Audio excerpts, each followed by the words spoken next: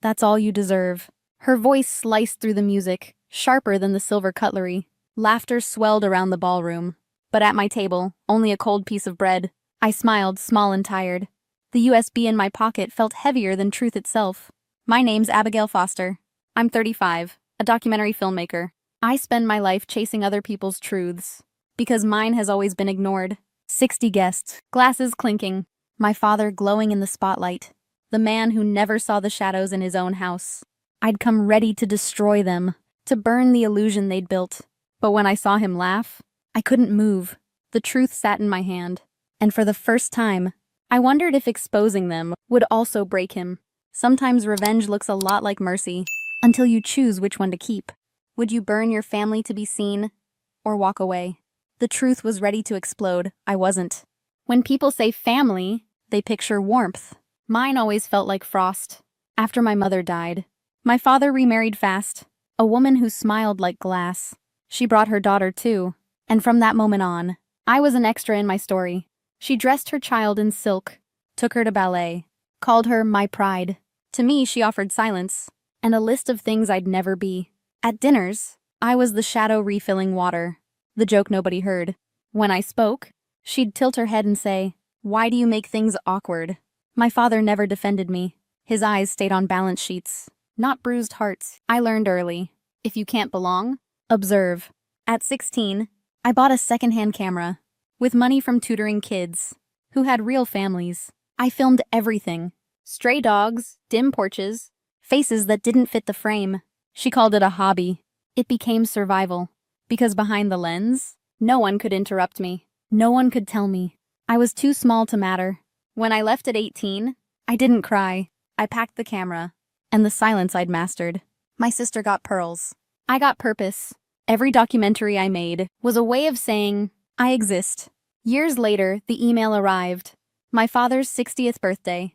Cold RSVP link. No greeting. No "we miss you." I stared at the screen, remembering winter halls. The closed study door. My name never called. I almost deleted it. Then I didn't. Because the work had taught me what childhood hadn't. You don't wait to be seen.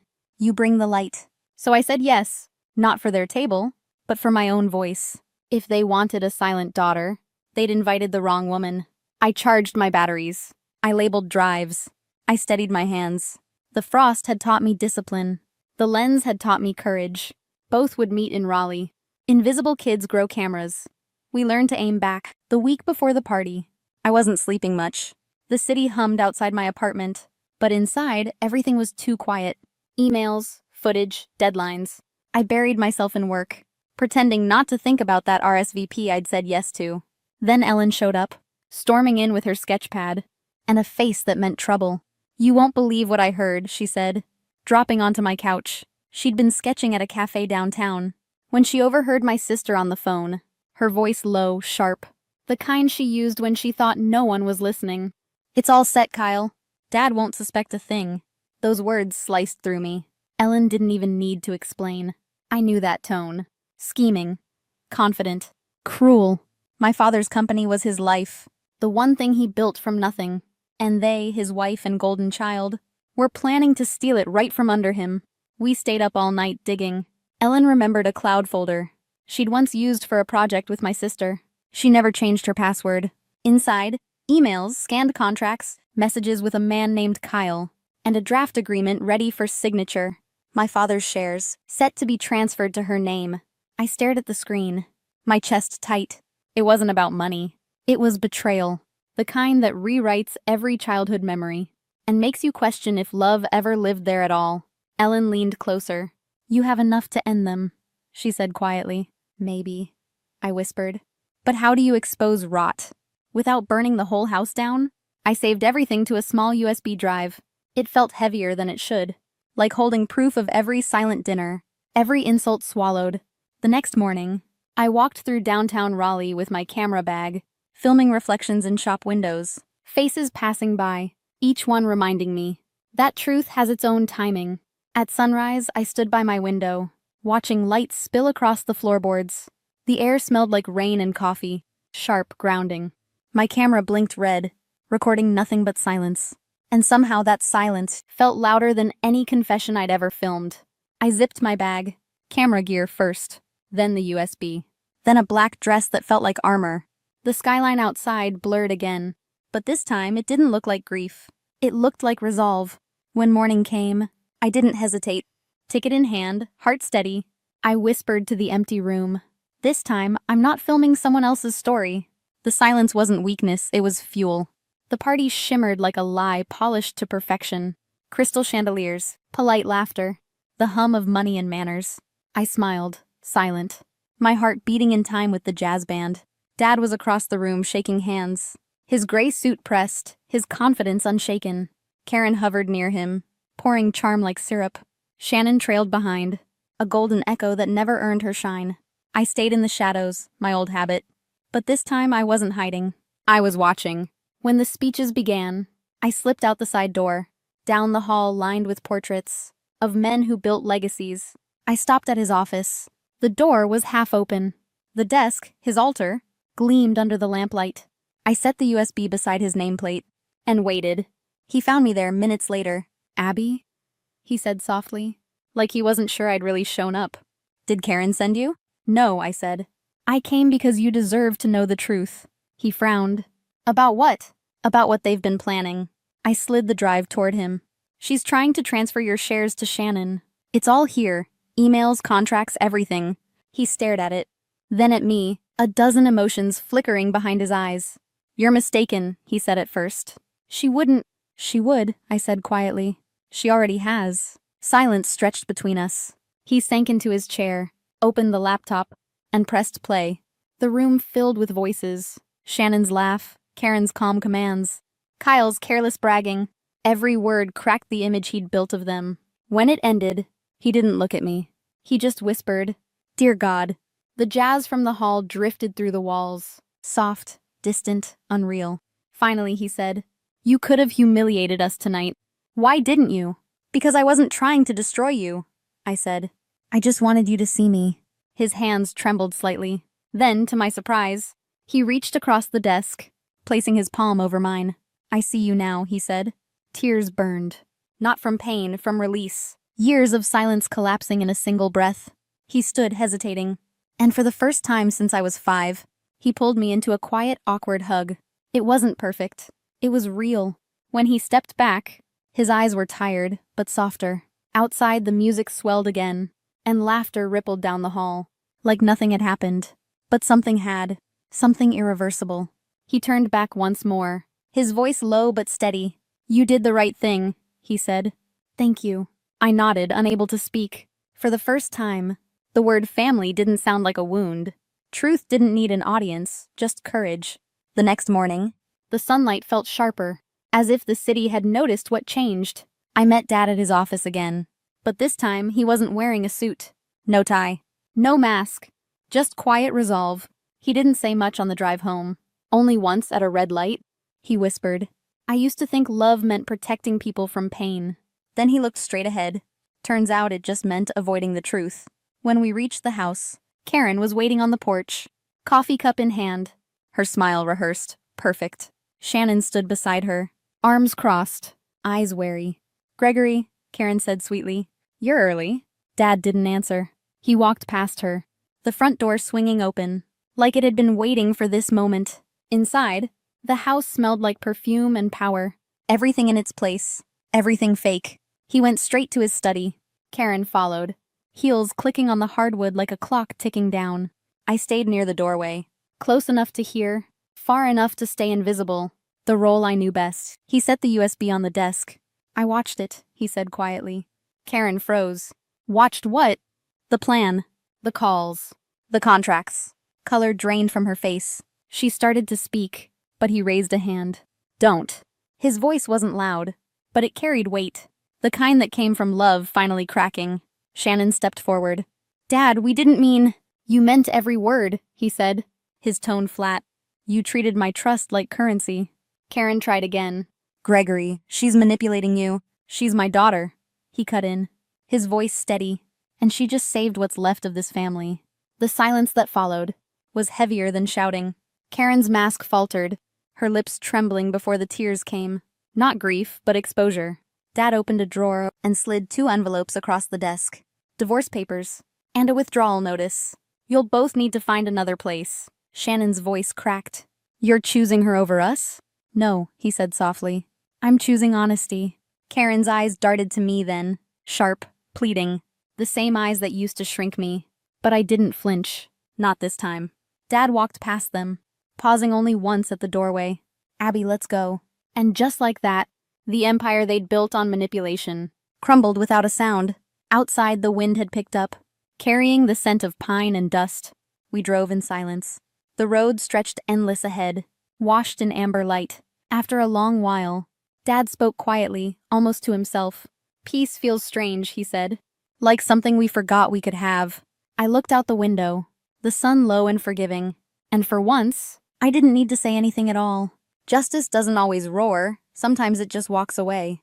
3 months later, the house was gone. Sold quietly. Emptied of everything but echoes. Dad and I moved on separately. But somehow we were closer than ever. He rented a small place near the lake, where the mornings smelled of pine and the air felt clean. Sometimes I'd visit, and we'd sit on the porch without saying much, just watching the water ripple against the dock. The silence between us used to feel heavy. Now it felt like peace. He'd brew coffee in the same chipped mug every morning. When I teased him about it, he'd smile. The kind of smile I'd never seen growing up. Gentle, unguarded. One afternoon, as the sun dipped low, he turned to me and said, I watched your film again. I looked up, startled. He nodded slowly. It hurt, he admitted. But I'm proud you had the courage to tell the truth. I wish I had that kind of strength years ago. His words settled in my chest like warmth spreading through winter air. In that moment, I realized something simple. For years, I'd been chasing a version of love that demanded silence. Now I'd learned that real love listens, even when the truth hurts. I kept making documentaries, not about others this time, but about voices like mine, about daughters who dared to speak up, about quiet revolutions born from pain. The first one premiered at a small theater downtown. When the credits rolled, people stood to clap, not for the production, but for the message. And somewhere in the crowd, I saw Dad wiping his eyes. After the screening, he hugged me. No grand speeches, just a quiet embrace that said everything words couldn't. As months passed, I started rebuilding more than my career. I rebuilt my sense of self. The girl who once filmed shadows to feel seen was now standing in the light. Raleigh felt different now. Not smaller, not colder, just honest. Sometimes I'd drive past the old estate, where the walls once held whispers and secrets. It stood empty, ivy curling over the gates. And for the first time, I didn't feel anger, only release. I stopped asking why they'd hurt me. Some people mistake control for love, and some of us spend half our lives unlearning it. But healing isn't about erasing the past. It's about walking out of it, barefoot but free. As I packed my camera for my next trip, I whispered a quiet promise to myself. Never trade your voice for belonging again. Because the truth? It's the only inheritance worth keeping. If you've ever had to break free from your own family's shadow, share your story below. Someone out there needs to know they're not alone. I wasn't expecting peace, but for a few hours that morning, it felt like maybe I'd found it. There were no boxes left to carry, no roommates slamming cupboards. Just me, a ceramic mug I'd owned since college, and the quiet hum of a fridge that wasn't shared. I hadn't even bought curtains yet. The light came in sharp through the windows, hitting the hardwood like it belonged there. Like I did. The house wasn't big. 3 bedrooms, 2 bathrooms, a modest yard with enough space for herbs and tomatoes, maybe even a lemon tree if I could keep it alive. But it was mine. Bought with money I'd saved for 13 years. Dollar by dollar, shift by shift. No loans, no cosigners, no shortcuts. And then my phone buzzed. Dad. 8:03 a.m. We need to talk about the house. Call me as soon as you can. At first, I thought maybe Peter Keller, my father, wanted to come see it. He hadn't said much when I told him I'd closed. Neither had my mother, Nancy. Just a vague, "That's good, Aubrey," and then the subject changed to how my sister was still struggling to find an apartment downtown. Cassie, 2 years younger. Art history degree. No job but thousands of followers for her soft girl aesthetic. She lived at home and always seemed to be waiting for life to make room for her, and it always did. I set my mug down and called him. His face appeared creased and unreadable on the screen. No smile, not even a greeting. "We've talked it over," he said, "and we think it would be fairer if Cassie had the house." I blinked. What, she's drowning in student debt? "You're doing well, Aubrey. You could easily buy another place." It landed slowly, not like a blow, more like a dull pressure on the chest that doesn't go away. "We raised you," he added, voice firm now. "It's time you give back to the family." I didn't answer right away, just listened to my father breathing on the other end of the call. That steady, rhythmic inhale like he was bracing for me to argue. But I didn't, not yet. Cassie was always the one who needed rescuing. Late tuition. They covered it. Cried during finals. She flew to Paris for artistic clarity. When she crashed the first car they bought her at 16, they gave her another one. Me, I took the bus until I was 23. "You're in tech," he went on. "Cybersecurity, right?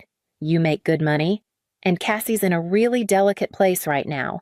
A delicate place I asked. She's trying to build something, and she can't do that without a foundation. This house could be that for her." Before I could speak, my mother's face joined the call. Nancy Keller, still in her robe, still with that soft tone that always made the worst things sound polite.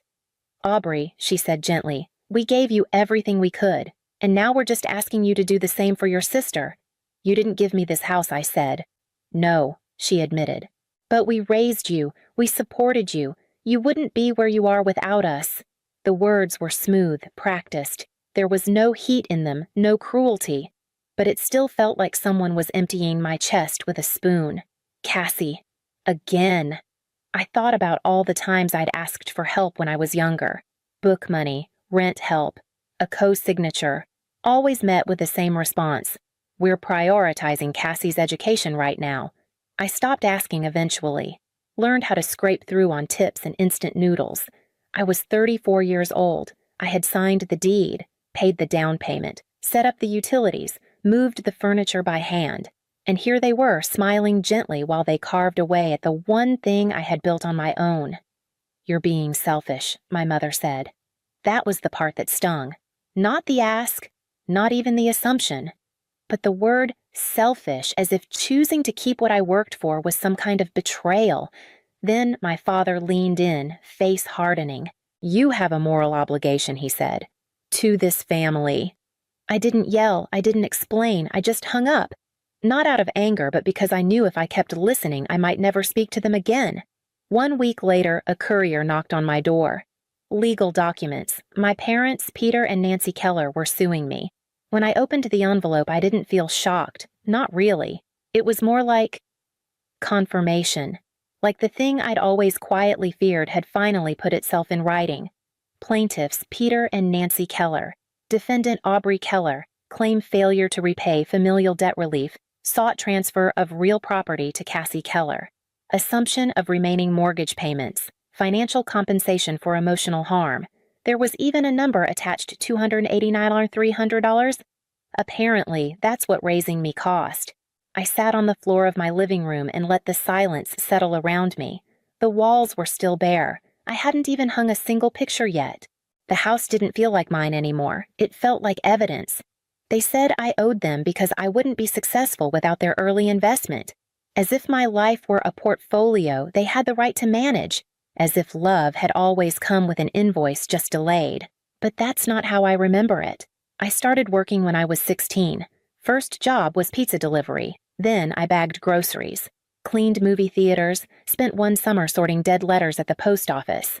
I did whatever paid just enough to survive. By 18, I was on my own. I didn't go to prom. I was saving up for a 1998 Honda with 200,000 miles and a missing rearview mirror. I lived in studio apartments that smelled like bleach and desperation. Went to community college, then took night classes in coding. Later a boot camp, then a certification, then another. It wasn't magic, it was grind. Meanwhile, Cassie was in Italy finding herself. They called her sensitive, artistic, full of potential. She studied art history at a private college, spent spring breaks in Lisbon and summers in Vienna. My parents paid for everything: tuition, rent, vacations, even the clothes she wore in her photo shoots. I didn't get jealous. I got quieter. I still remember emailing my mom freshman year asking if she could help me buy a $120 textbook I needed for data structures. Her reply came the same night. "We're focusing our financial support on Cassie right now. Hope you understand." I did, and I stopped asking. But even with all that, I never expected this. Not a lawsuit, not the accusation that I owed them my house because I had finally built something they hadn't touched. Because that's what this was really about, wasn't it? Control? I didn't belong to them anymore, and that terrified them.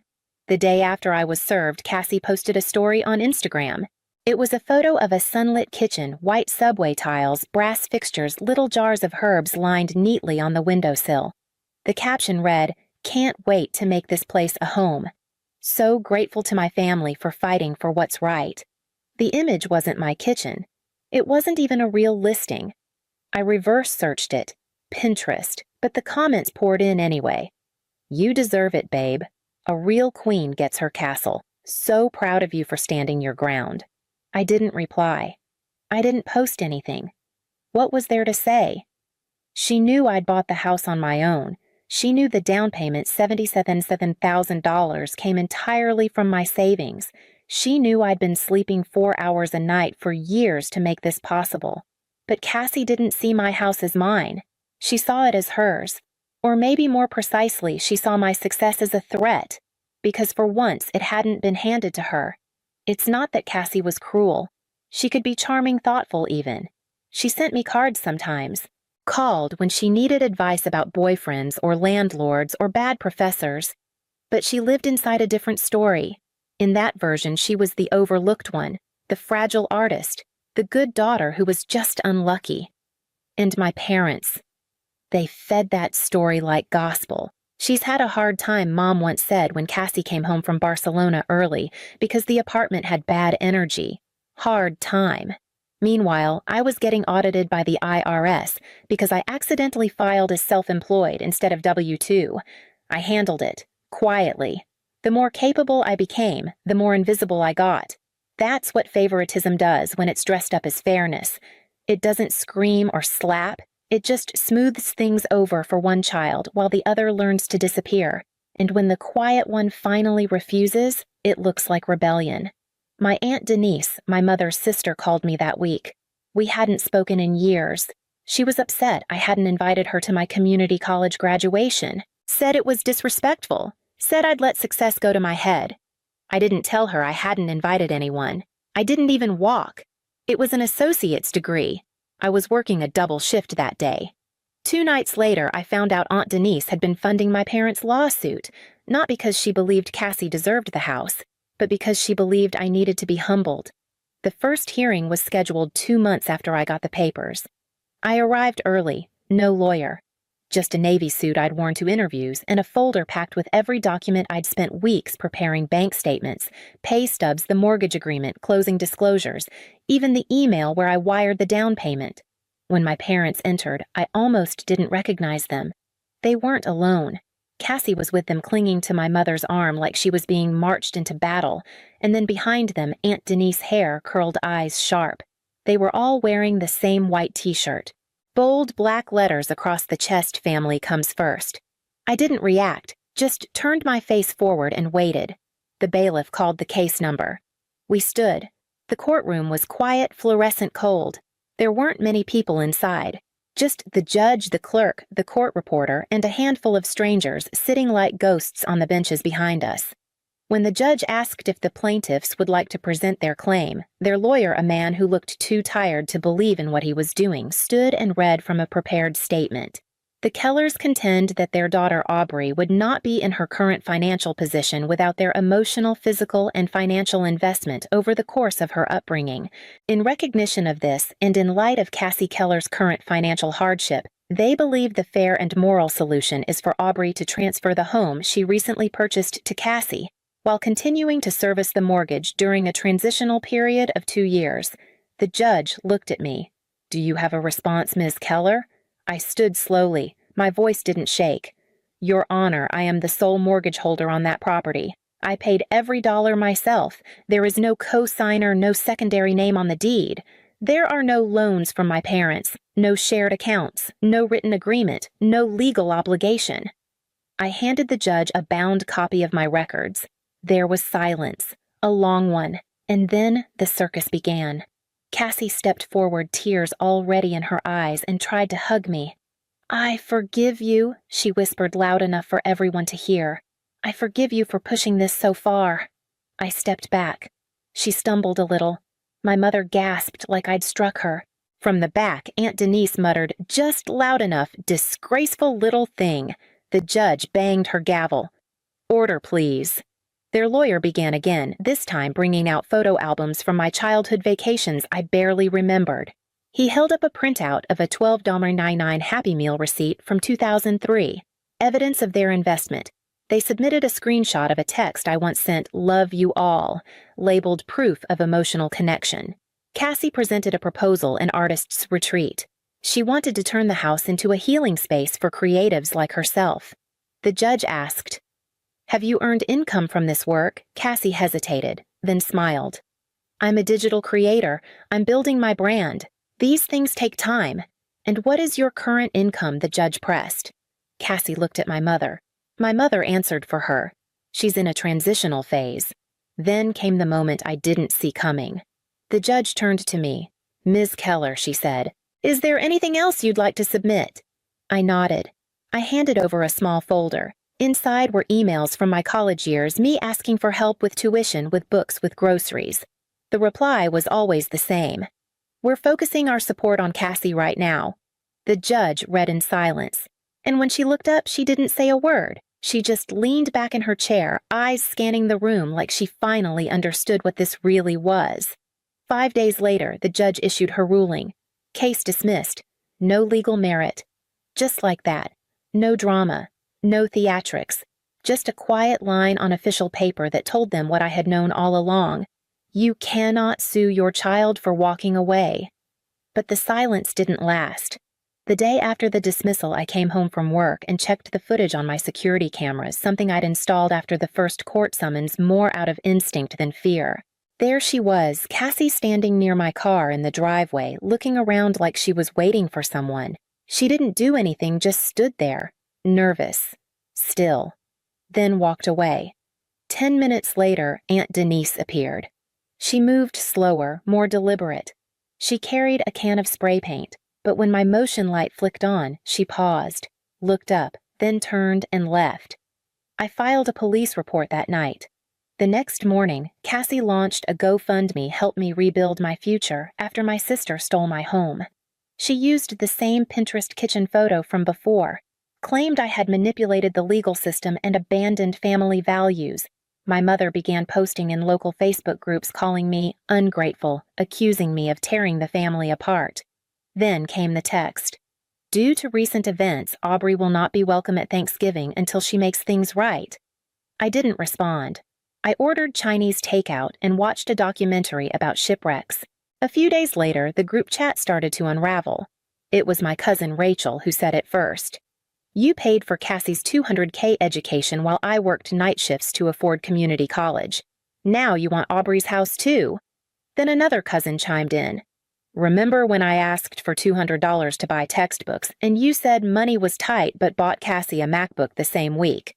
The chat exploded. Quiet people who had stayed neutral for years suddenly remembered what had been taken from them. Even Grandpa Raymond, my father's father, spoke up. "You two are a disgrace. She succeeded in spite of you, not because of you." I read his message twice. That sentence hit harder than anything the court had ruled. Because it was the first time someone in this family had said it out loud. It's been 6 months since the court ruling. I haven't spoken to my parents since.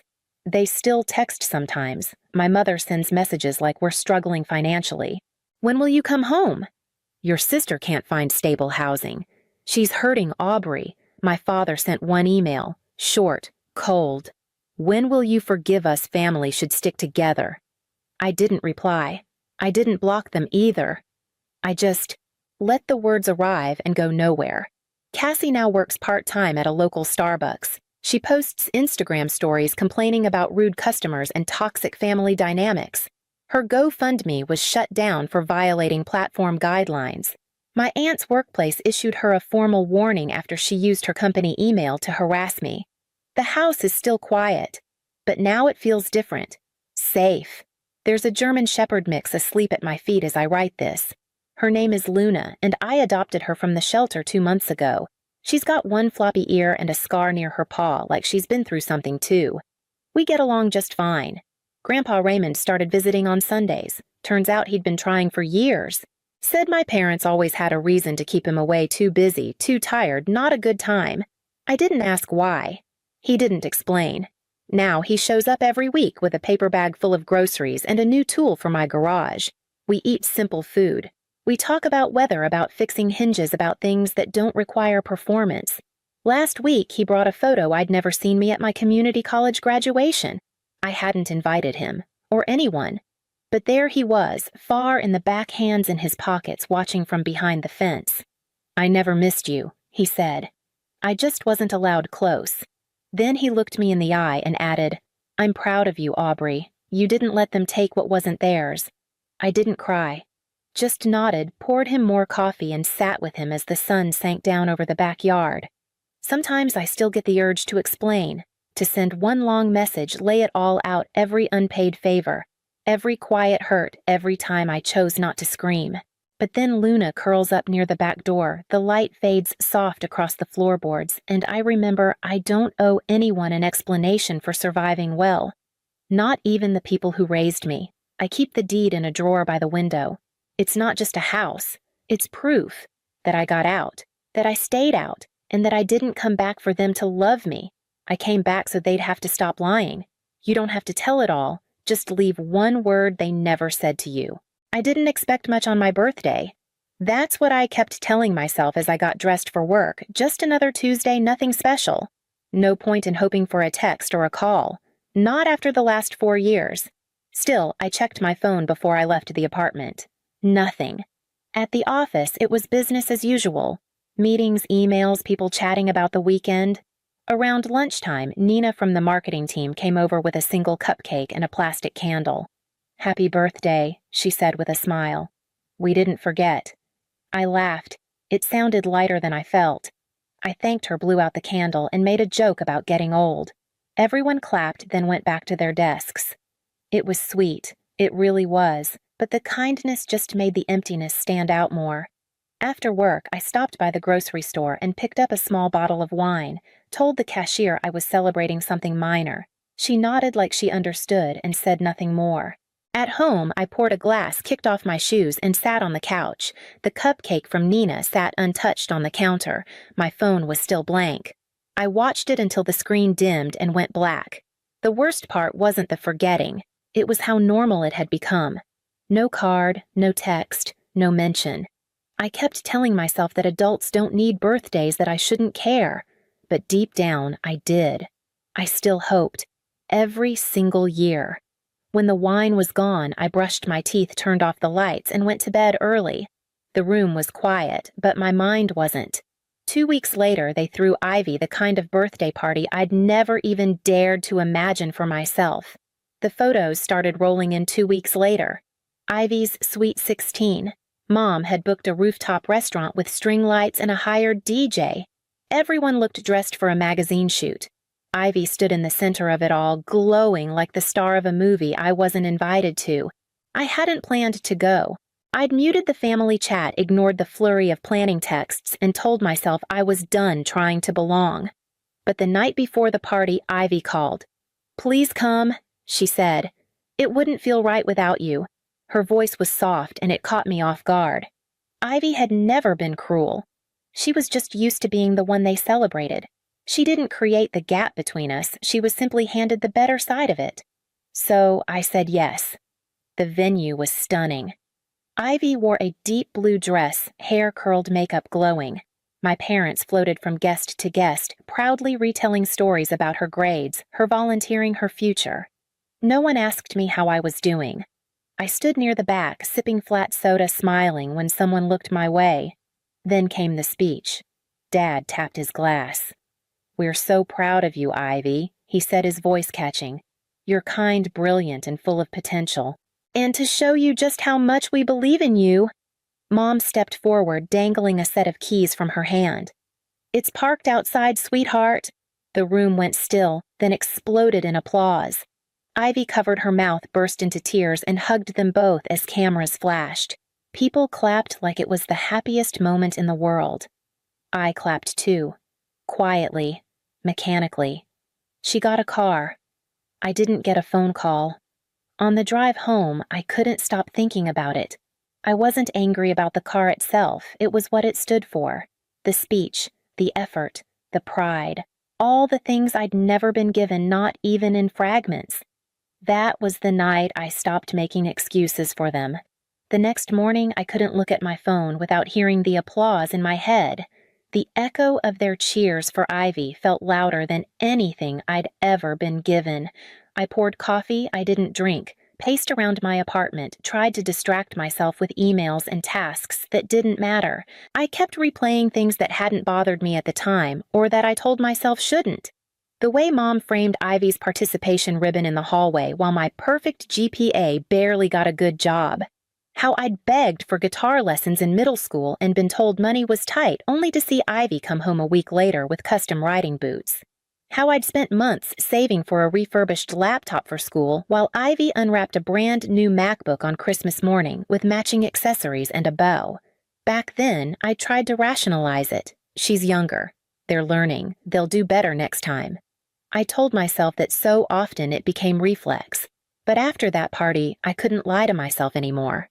It wasn't about age. It wasn't about learning. It was about who they chose to see and who they didn't. I pulled out a box from the back of my closet. I hadn't opened it since I moved into my apartment. It was full of old receipts, printed emails, tax forms, the stuff I thought I might need someday, but never did. I wasn't sure what I was even looking for. Maybe proof. Maybe closure. Maybe a reason to stop thinking I was overreacting. Near the bottom, I found it. A bank statement in their name. Pages of transactions. Most were ordinary groceries, utilities, gas.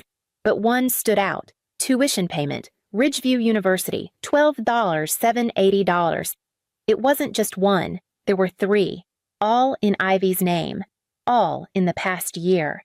I sat there staring at the numbers. I remembered Ivy boasting about getting a full scholarship, about how proud our parents were of her for earning it all on her own. I remembered sitting through that speech at dinner last Thanksgiving when Dad said we didn't have to lift a finger, she made it happen herself. They lied. They lied to everyone, to me, to themselves, to her.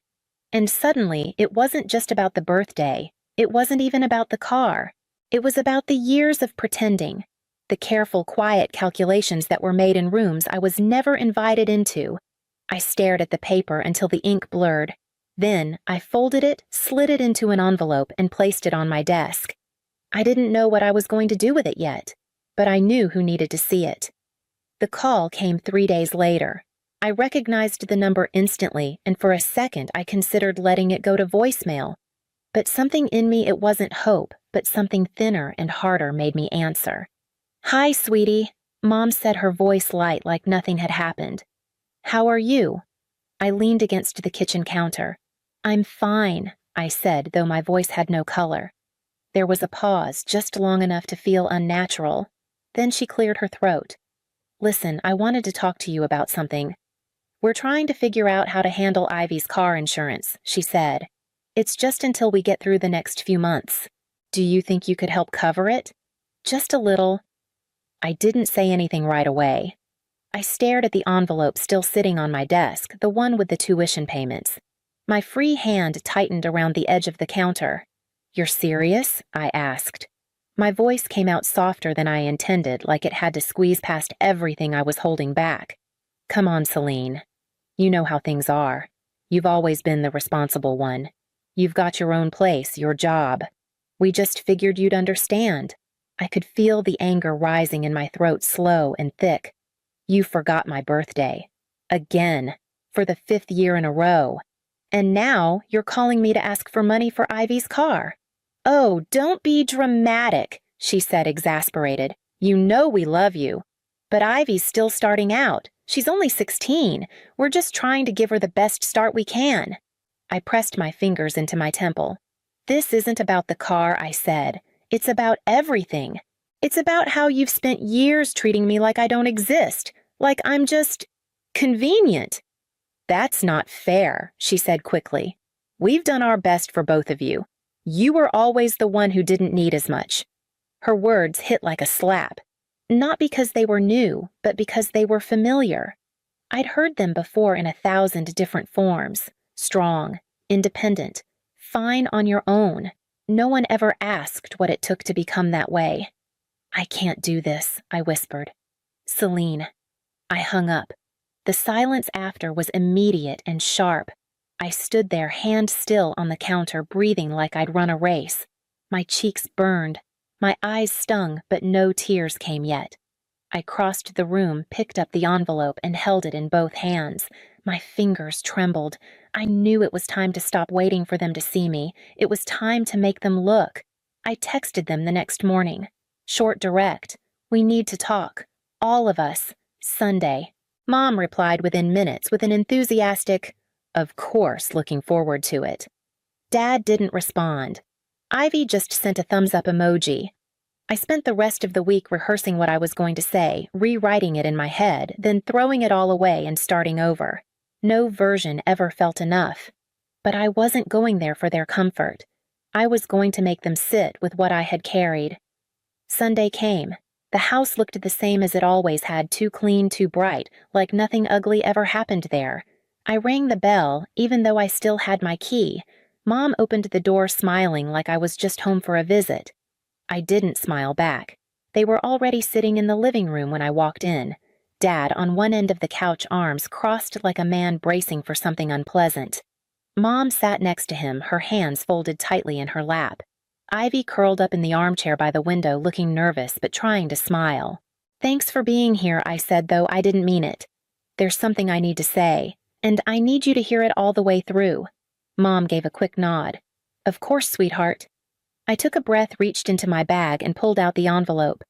I didn't hand it to anyone. I just held it. "You forgot my birthday again," I started. 5 years in a row. Not a text. Not a card. And I kept telling myself it didn't matter that I was grown, that I didn't need anything from you. They shifted but said nothing.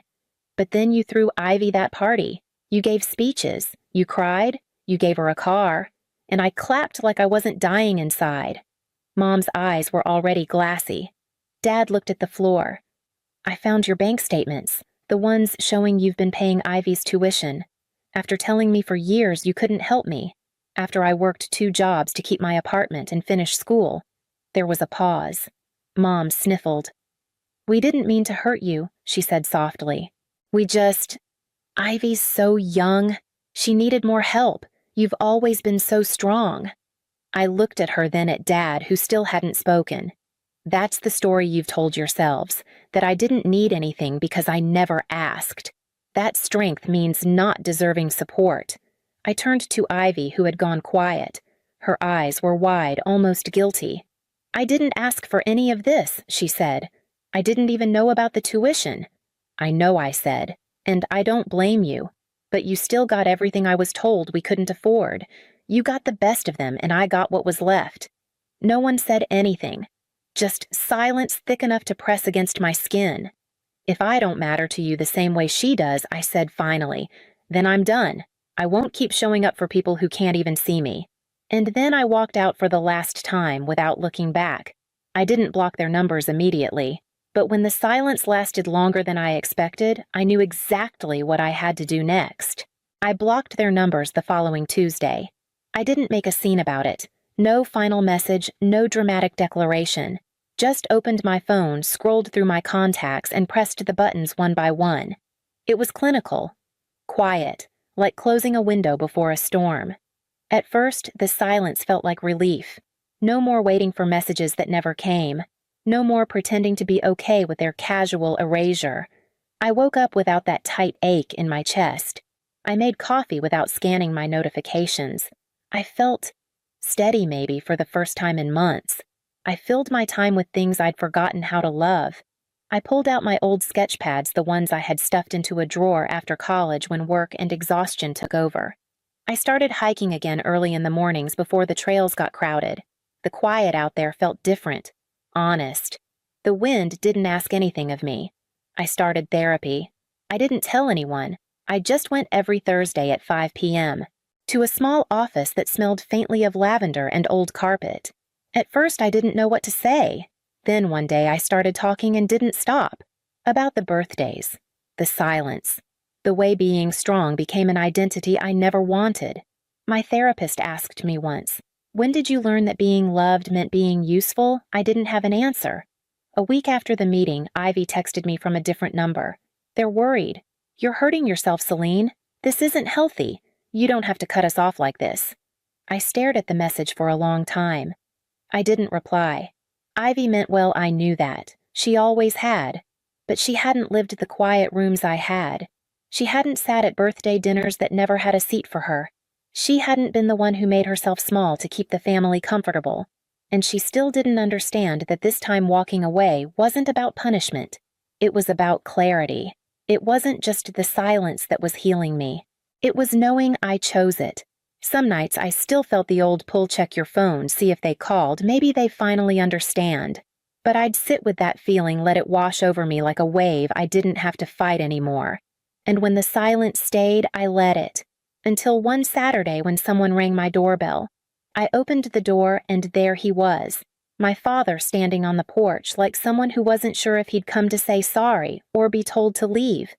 He looked smaller than I remembered, older. His hands were shoved into his pockets and he kept his eyes just slightly off mine. "Can I come in?" he asked. I didn't answer, but I stepped aside. He sat on the edge of the couch like it wasn't his place anymore. For a long time, he didn't say anything. Then, finally, "We didn't mean to hurt you, Celine. We thought we were doing what was best. Ivy needed more. And you always figured things out." I sat across from him, hands in my lap. "You made me figure things out." He flinched slightly like the words landed harder than he expected. "I'm not strong because you believed in me," I said. "I'm strong because I didn't have a choice. Because every time I needed something you told me we couldn't afford it. But somehow you always found a way for Ivy." He didn't argue, just nodded slowly, staring down at the floor like it might hold some answer he hadn't found in me. When he left, I didn't walk him to the door. Later that night, Ivy called. This time I picked up. "I need to tell you something," she said quietly. "The scholarship, it wasn't real." I didn't say anything. "They told everyone I got a full ride, but they've been paying everything, taking out loans. They didn't want you to know. They didn't want me to feel guilty." I closed my eyes. "But you knew." "Not at first," she said. "But yeah. I figured it out. And I didn't know what to do with it. I didn't want them to do it, Celine. I swear I didn't ask for any of it. I believed her. That was the hardest part. She never asked for the pedestal. She was just born into the right role." We sat in silence on the phone for a long time, breathing through something too old to name. "I just wanted to be your sister," she said. And I realized for the first time I might want that too. A year later, my apartment felt different. Not bigger, not quieter, just mine. The kind of stillness that didn't ache anymore. I'd started a new job a few months back. My boss actually remembered my name, asked how I was doing, thanked me for the work I did. It still caught me off guard sometimes how something so small could feel so unfamiliar. Ivy and I talk now. Not every day and not about everything. But there's effort. She asks about my life without expectation, listens without defending our parents. We meet for lunch sometimes, and once she showed me a poem she wrote about sisters who grow up in different houses under the same roof. It made me cry, though I didn't tell her that. Mom and Dad haven't reached out again. I don't know if they ever will. Some part of me used to ache for that, but now it just feels like a fact, like gravity, like something I can live with. I spent my birthday alone this year. I didn't throw a party, didn't post about it, didn't wait for anyone else to remember. I baked myself a small cake vanilla, just like that cupcake from work the year they forgot me for the 5th time. I set one candle in the middle, no singing, no applause. Just me in my kitchen barefoot, the smell of sugar in the air. I lit the candle, watched the flame flicker for a few seconds, then closed my eyes and breathed in. I didn't make a wish. I didn't need to. When I opened my eyes, the room looked exactly the same, but something in me had shifted quiet certain. This time I didn't need anyone else to show up. I had.